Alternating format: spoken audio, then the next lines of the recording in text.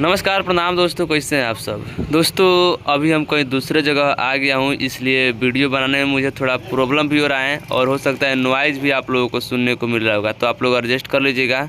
बाकी देखिए उसी गाने का पोस्टर है जिस गाने का आप लोग बेसब्री से इंतज़ार कर रहे हैं। उस गाने का आप लोग एक झलक देख चुके हैं, मोशन पोस्टर देख चुके हैं वेस्ट भोजपुरी से।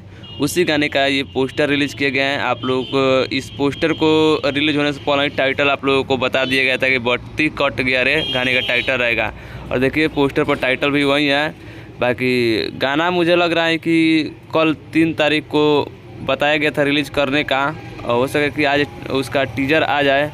मोशन पोस्टर तो आप लोग देख ही चुके हैं। बाकी गाना आप लोगों को हो सके कल देखने को मिल जाए वेस्ट भोजपुरी पर। इस गाने को खेसारी भैया के साथ में शिल्पी राज मिलकर गाई है, और मनीष राज लिखे हैं, और आर्या शर्मा जी का म्यूजिक है, और लकी विश्वकर्मा जी का डायरेक्शन और कोरियोग्राफर है।